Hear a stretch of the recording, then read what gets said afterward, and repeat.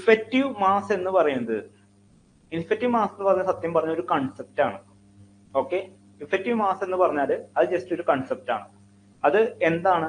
നമ്മുടെ ലാറ്റീസ് നമ്മൾ പറഞ്ഞു, ആ ലാറ്റീസിലുള്ള ഇലക്ട്രോണിന്റെ സ്വഭാവത്തെ പറയുന്ന ജസ്റ്റ് ഒരു കൺസെപ്റ്റ് ആണ് ഇഫക്റ്റീവ് മാസ് എന്ന് പറഞ്ഞത്. അതിന് നമ്മൾ എം സ്റ്റാർ എന്ന് പറഞ്ഞു.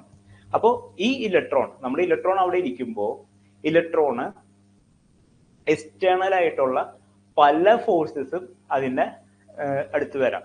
എക്സ്റ്റേണൽ പല ഫോഴ്സസും വരുന്നുണ്ട്. ഓക്കെ, അപ്പോൾ അതിനോടൊക്കെ നമ്മുടെ ഇലക്ട്രോൺ എങ്ങനെ റിയാക്ട് ചെയ്യും? ഓക്കെ, എക്സ്റ്റേണൽ ഫോഴ്സസ് വരുമ്പോൾ അവിടെ എന്തൊക്കെയുണ്ട്? ഇപ്പൊ ലൈറ്റ് ഒന്ന് അടിക്കുന്നു, ഫോട്ടോൺ അടിക്കുന്നു, അങ്ങനെ പല കേസുകളും വരാം.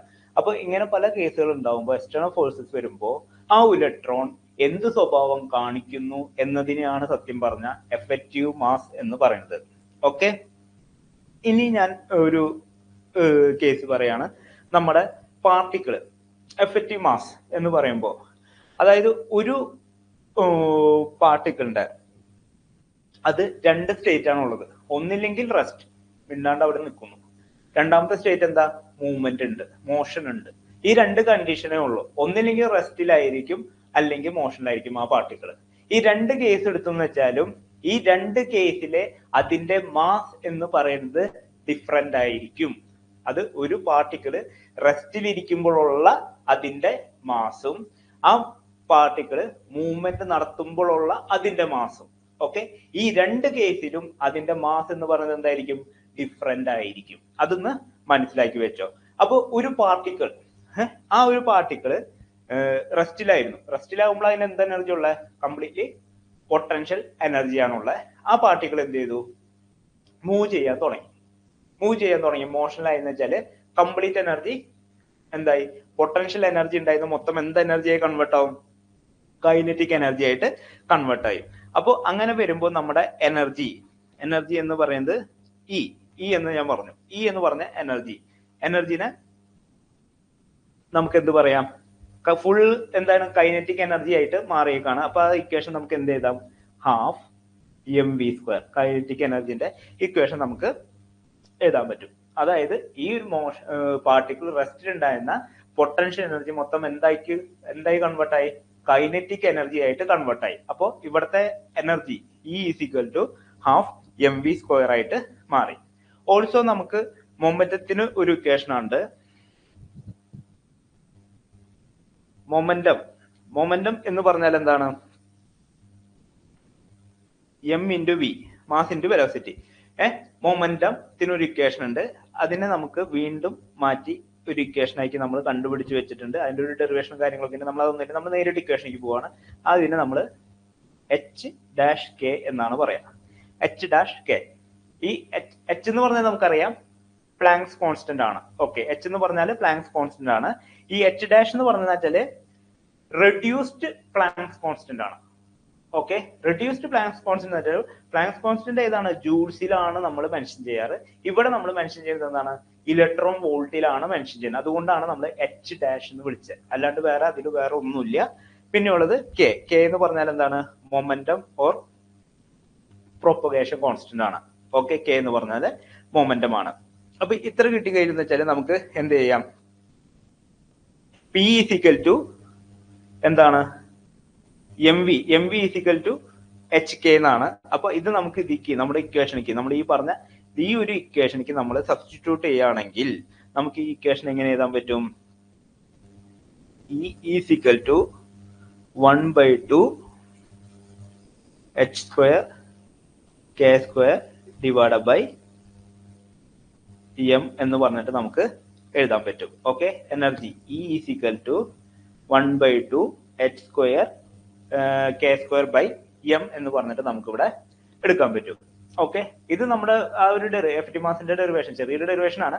അതിൽ നമുക്ക് ഇതെന്താ ചെയ്യുന്നത് വെച്ചാൽ ഇതിന്റെ ഡബിൾ ഡെറിവേറ്റീവ്, അതായത് നമ്മളിപ്പോ മാത്സിലൊക്കെ പഠിച്ചിട്ടുണ്ടായിരുന്നു. നമ്മളിപ്പോ മാക്സിമം പോയിന്റ്, മിനിമം പോയിന്റ് ഒക്കെ കാണേണ്ട ഒരു ഭാഗങ്ങളൊക്കെ നമ്മൾ മാത്സിൽ നമുക്ക് പഠിക്കാനുണ്ടായിരുന്നു ബിടെക്കില്. അതിന് നമ്മൾ എന്താ ചെയ്യുക? ഡബിൾ ഡെറിവേറ്റീവ് എടുക്കാണ് ചെയ്യാറ്. അപ്പൊ ഞാൻ ഇതിലിപ്പോ നിങ്ങൾ ഇത്ര മനസ്സിലാക്കിയാൽ മതി. ഞാൻ ഈ ഒരു ഇക്വേഷന്റെ ഡബിൾ എന്താണ്? Sangeetha Anushree, metallic bond, covalent bond. ബോണ്ടിന്റെ കേസിൽ ഡൗട്ട് ഉണ്ടോ?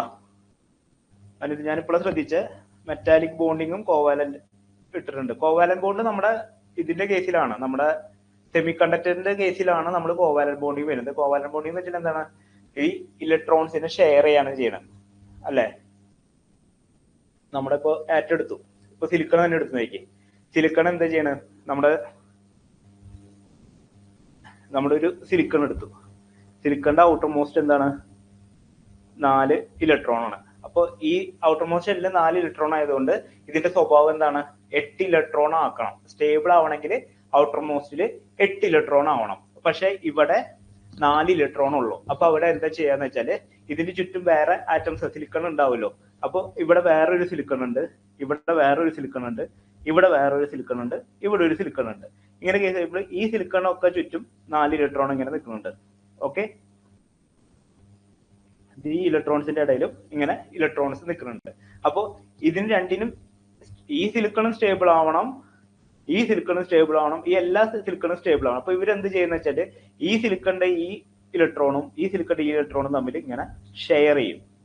അതേപോലെ ഇവിടെ ഷെയർ ചെയ്യും, ഇവിടെ ഇലക്ട്രോൺസ് തമ്മിൽ ഷെയർ ചെയ്യും, ഇവിടെ ഇലക്ട്രോൺസ് തമ്മിൽ ഷെയർ ചെയ്യും. ഈ ഷെയർ ചെയ്യണ അങ്ങനെ ബോണ്ട് ഉണ്ടാക്കുന്നതിനെയാണ് നമ്മൾ എന്ത് പറയുന്നത്? കോവാലന്റ് ബോണ്ട് എന്ന് പറയുന്നത്. മനസ്സിലായോ? ഇങ്ങനെ ഷെയർ ചെയ്ത് electrons outer most shells atoms തമ്മിൽ ഷെയർ ചെയ്തിട്ട് ഉണ്ടാക്കുന്ന ബോണ്ടിനെയാണ് നമ്മൾ എന്ത് പറയുന്നത്? കോവാലന്റ് ബോണ്ട് എന്ന് പറയുന്നത്. ഓക്കെ ഓക്കെ, ആൻസർ പറഞ്ഞല്ലേ, സോറി. ഓക്കെ, ഇനി ഞാൻ ഇത്ര പറഞ്ഞല്ലോ. ഇപ്പൊ നമുക്കൊരു ഇക്വേഷൻ കിട്ടി, E = ½ h²k²/m എന്ന് പറഞ്ഞിട്ട് നമുക്ക് ഇക്വേഷൻ കിട്ടി. നമ്മളിവിടെ എന്താ ചെയ്യുന്നത്? അതിന്റെ ഫസ്റ്റ് ഡെറിവേറ്റീവ് കാണുന്നുണ്ട്, സെക്കൻഡ് ഡെറിവേറ്റീവ് കാണുന്നുണ്ട്. ഞാനിപ്പോ ഇതിന്റെ നേരെ ഫസ്റ്റ് ഡെറിവേറ്റീവ് കാണുന്നുണ്ട്. ഫസ്റ്റ് ഡെറിവേറ്റീവ് കാണുന്ന വെച്ചാൽ dE/dk എടുത്തെന്ന് വെച്ചാല് ½ h² കോൺസ്റ്റന്റ്, ഇതിന്റെ വരുമ്പോൾ 2k വരും /m കോൺസ്റ്റന്റ്. അപ്പൊ ഇത് വെട്ടിപ്പോയി അല്ലെ? ഇനി വീണ്ടും d²E/dk² എടുക്കുമ്പോൾ എന്താവും? h² അവിടെ നിൽക്കുന്നുണ്ട്, kയുടെ ഡെറിവേറ്റീവ് 1/m. അപ്പൊ d²E/h²/m എന്ന് പറഞ്ഞിട്ട് നമുക്ക് കിട്ടി. അപ്പോ ഈ എമ്മിനെ ഞാൻ ഇവിടേക്കും കൊണ്ടുപോയി d²E/dk² ഇവിടേക്കും കൊണ്ടുവന്ന് വെച്ചാൽ നമ്മുടെ ഇക്വേഷൻ എന്തായി മാറും? m =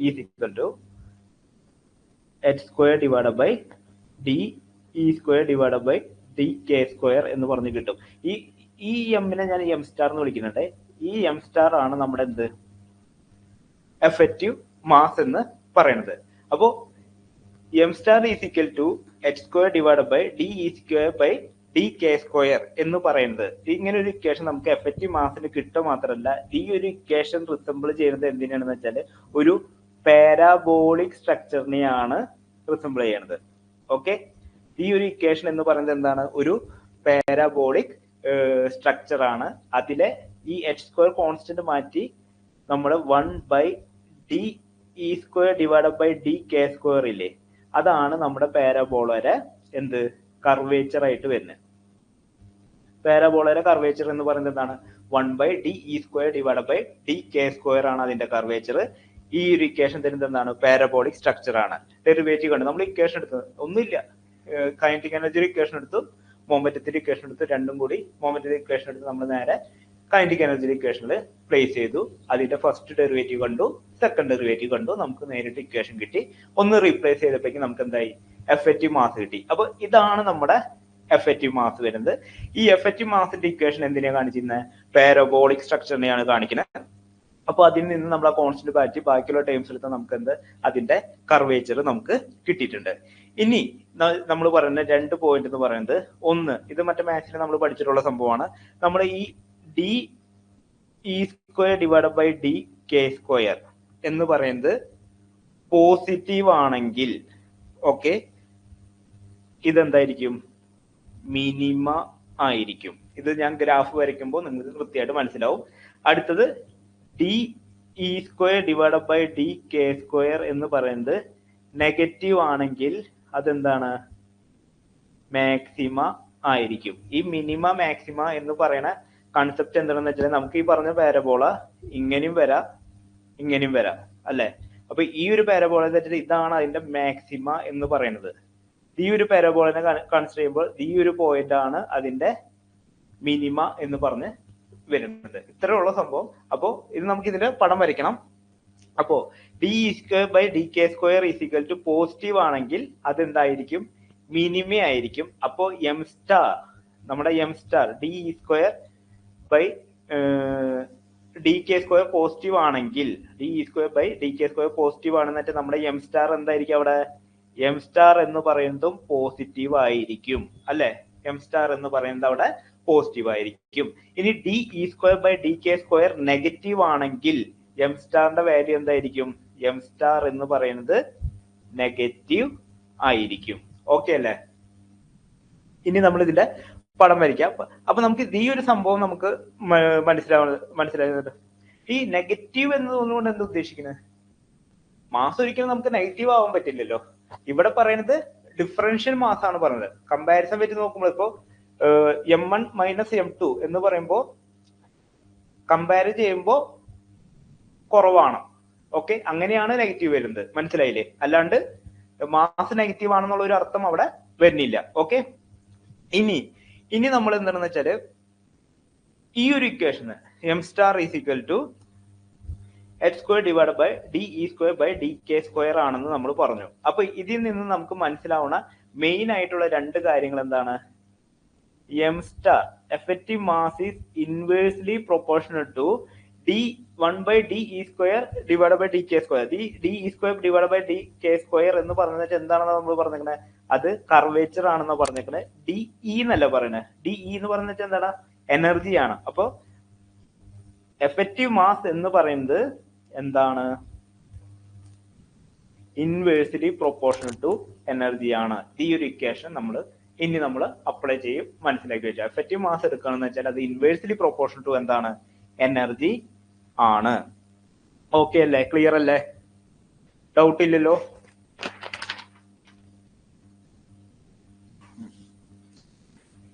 ഇനി നമ്മുടെ ഈ ഒരു കൺസെപ്റ്റിക്ക് തന്നെ വരുമ്പോ, നമ്മുടെ എനർജി ബാൻഡിന്റെ കൺസെപ്റ്റിക്ക് തന്നെ വരുമ്പോ ഈ പറഞ്ഞ പോലെ നമ്മുടെ എനർജി ബാൻഡ് ഡയഗ്രാം എങ്ങനെയായിരുന്നടാ? നമ്മുടെ എനർജി ബാൻഡ് ഡയഗ്രാം എന്ന് പറയുമ്പോൾ ഇങ്ങനെ വന്നിട്ട് മുകളിൽ ഇത് എന്തായിരുന്നു? കണ്ടക്ഷൻ ബാൻഡ് ആണ്. ഈ പറഞ്ഞത് വാലൻസ് ബാൻഡ് ആണ്. ഇത്ര ക്ലിയർ ആണ്, നമുക്കറിയാം. ഓക്കെ, ഇനി ഈ ഒരു ഗ്യാപ്പിനെ നമ്മൾ എന്താണ് പറഞ്ഞത്?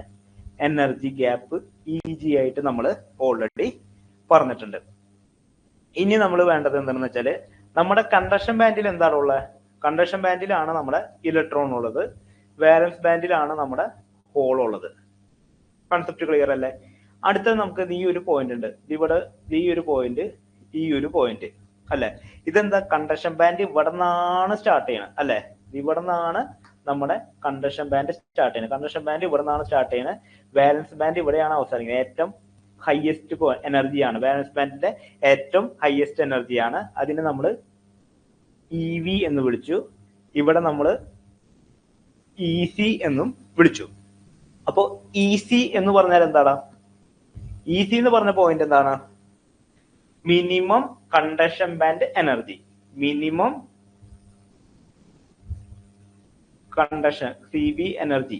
ഓക്കെ, മിനിമം കണ്ടക്ഷൻ ബാൻഡ് എനർജിനെയാണ് EC എന്ന് വിളിക്കുന്നത്. EV എന്ന് പറഞ്ഞ പോയിന്റ് എന്താണ്? മാക്സിമം വാലൻസ് ബാൻഡ് എനർജിയാണ്. ക്ലിയർ അല്ലേ? ഈ ഒരു പടത്തില് രണ്ട് പോയിന്റ് ആണ്. ഒന്ന് കണ്ടക്ഷൻ ബാൻഡും ഒന്ന് വാലൻസ് ബാൻഡും. അതിന്റെ EC എന്ന് പറയുന്നത് എന്താണ്? മിനിമം കണ്ടക്ഷൻ ബാൻഡ് എനർജിയും വാലൻസ് ബാൻഡിന്റെ ഏറ്റവും മാക്സിമം എനർജിയാണ് EV എന്ന് പറഞ്ഞിട്ടുള്ള പോയിന്റ്. ഇനി ഇതിൽ നമ്മൾ പറഞ്ഞു ഇലക്ട്രോൺ ഉണ്ട്, ഹോൾ ഉണ്ട് എന്ന് പറഞ്ഞു. അപ്പോൾ എഫക്റ്റീവ് മാസ് നമ്മൾ ഇലക്ട്രോണിന്റെ കേസിലും പറയുന്നുണ്ട്, ഹോളിന്റെ കേസിലും പറയുന്നുണ്ട്. എഫക്റ്റീവ് മാസ് ഓഫ് ഇലക്ട്രോണെ നമ്മൾ MN സ്റ്റാർ എന്നാണ് മെൻഷൻ ചെയ്യുക. Okay, effective mass of electron. MP star എന്ന് പറയുന്നത് എഫക്റ്റീവ് മാസ് ഓഫ് ഹോൾ ആണ്. ക്ലിയർ അല്ലേ? അപ്പോൾ Mn സ്റ്റാറും കിട്ടിയിട്ടുണ്ട്, Mp സ്റ്റാറും കിട്ടിയിട്ടുണ്ട്. ഇനി നമുക്കൊരു കേസ് എടുക്കേണ്ടത് എന്താണ്? നേരത്തെ നമ്മളൊരു ഇക്വേഷൻ പഠിച്ചിട്ടുണ്ടായിരുന്നു. ഇക്വേഷൻ അല്ല, നമ്മൾ ലാസ്റ്റ് കണ്ടെത്തിയ ഒരു പോയിന്റ് ആണ്.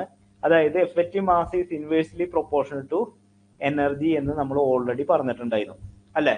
എഫക്റ്റീവ് മാസ് എന്ന് പറയുന്നത് ഇൻവേഴ്സ്ലി പ്രൊപ്പോർഷണൽ ടു എനർജി ആണ് എന്ന് നമ്മൾ പറഞ്ഞിട്ടുണ്ട്. അപ്പോൾ നമ്മൾ ഇവിടെ പറഞ്ഞ എഫക്റ്റീവ് മാസ് ഓഫ് ഇലക്ട്രോണും എഫക്റ്റീവ് മാസ് ഓഫ് ഹോളിന്റെ കേസും നമ്മൾ ഇവിടെ പറഞ്ഞിട്ടുണ്ട്. അപ്പൊ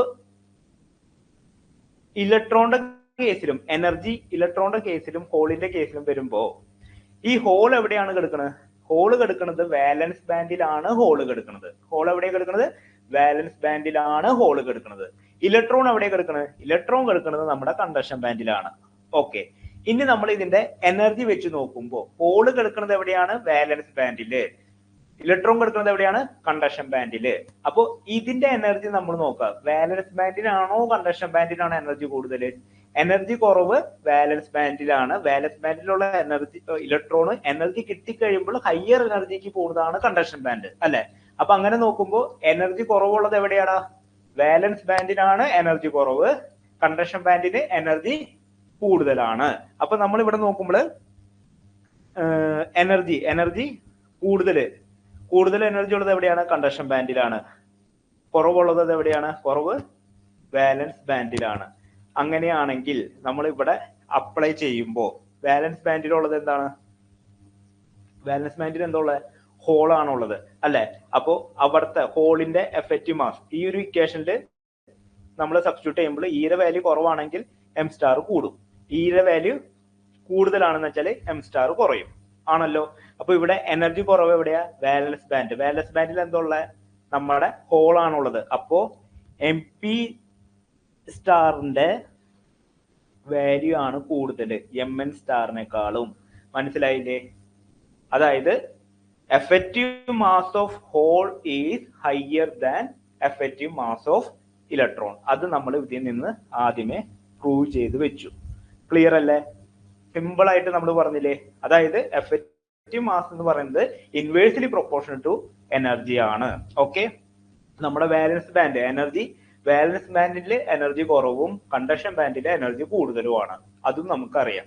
അപ്പൊ വാലൻസ് ബാൻഡിൽ എന്താ ഉള്ളത്? ഹോൾസ് ആണുള്ളത്. കണ്ടക്ഷൻ ബാൻഡിൽ എന്താ ഉള്ളത്? ഇലക്ട്രോൺസ് ആണുള്ളത്. ഓക്കെ, അപ്പൊ എനർജി കുറവുള്ള വാലൻസ് ബാൻഡ് ആയതുകൊണ്ട് അതിന്റെ എഫക്റ്റീവ് മാസ് ഓഫ് ഹോൾ എന്ന് പറയുന്നത് കൂടുതലായിരിക്കും ആരെക്കാളും? ഇലക്ട്രോണുകാളും. ഓക്കെ, കൺസെപ്റ്റ് ക്ലിയർ അല്ലേ? മനസ്സിലായില്ലേ?